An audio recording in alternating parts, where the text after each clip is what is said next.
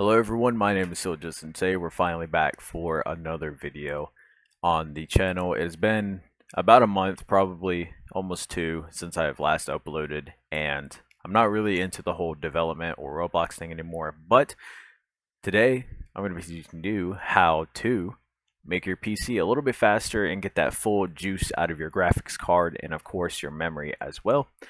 And this is completely safe. Of course, your graphics card will get warmer, and you necessarily don't have to worry about that. Just as long as you're not pushing it too hard or too much. And if you have any questions, of course, leave it down below in the comments.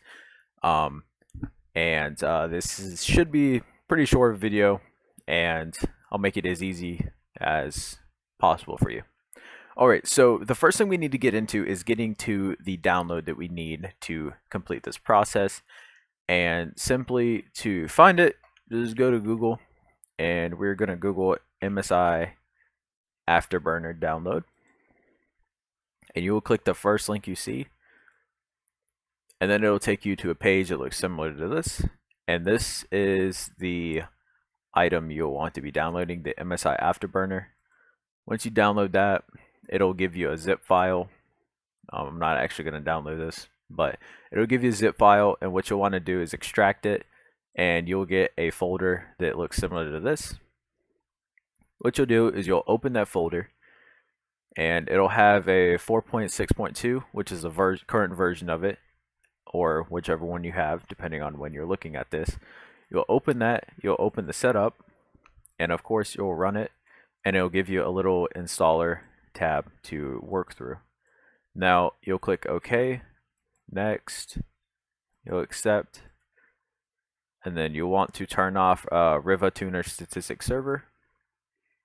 Click next, next, install, and once it is fully installed, you'll get a tab that looks similar to this. It'll be called MSI Afterburner, and once you open it, it'll give you a tab. Sometimes I have to run it twice to get it open. There we go. You'll get an item that looks like this on your screen. Now, this is a part where you can either go and look up what specs you should use for your PC, or you can try to test it out yourself if you feel comfortable with that. I don't necessarily recommend it, but you can. I'm actually going to lower my core clock some more to get that lower temperature that I need. So basically, here are the specs. You have your GPU and of course your memory, and both of these are very key and components of your system. Your GPU being of course your graphics, and your memory clock of course being the memory or stuff like that. And you have two bars here that says your core clock and memory clock. And then, of course, you have your voltage and temperature. Now, you can focus a little bit more towards your temperature. And then, of course, there's a bar down here that gives you the average of it. And if your voltage is going up more than 0, it means that you have your system connected to it. If you don't have your system connected to it and it's giving you voltage, that's a very, very bad thing. And you don't want that happening. Now, if you have a tower, usually you can connect most of these components to your tower. If you have a laptop, you won't see most of these. You'll just have your core clock and memory clock, as I do right now.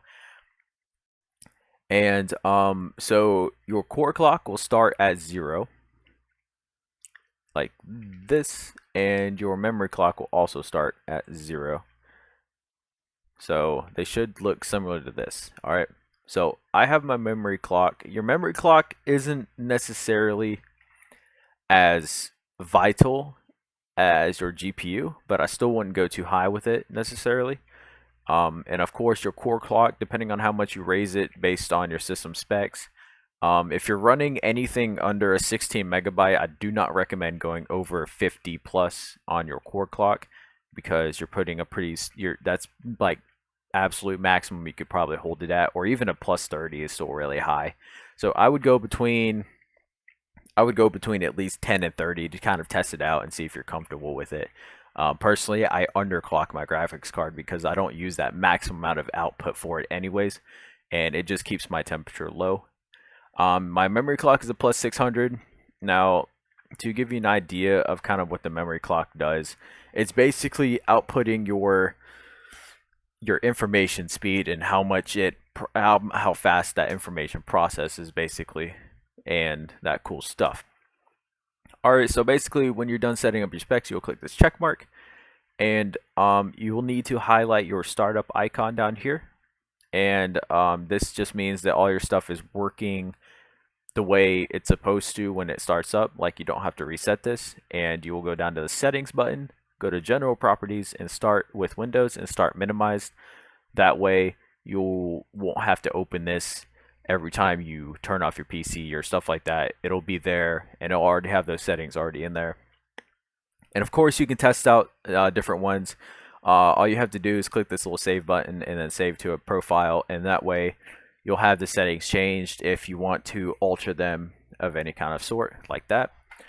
And what all this does is just get that extra little bit of juice out of your graphics card that you should be able to get out of, because your stock graphics card does not run at maximum capacity. It runs at about a 75 to 80% of what its maximum capacity is and how much it can actually run.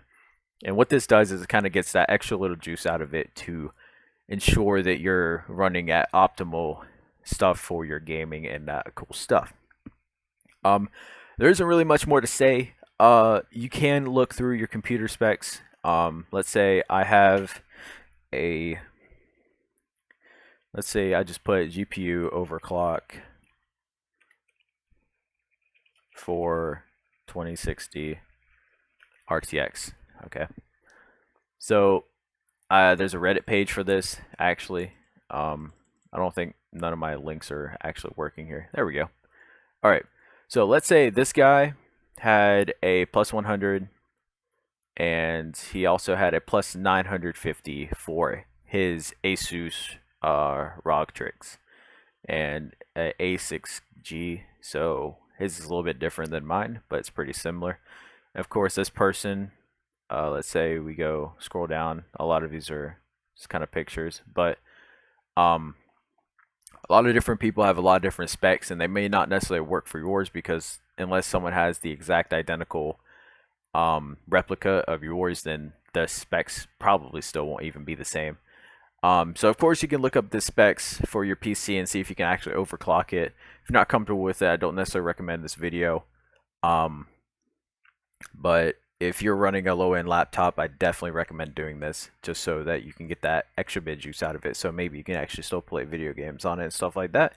I hope you guys found this video helpful, and leave your questions down in the comments below. And of course, leave a like, subscribe, and enjoy your day.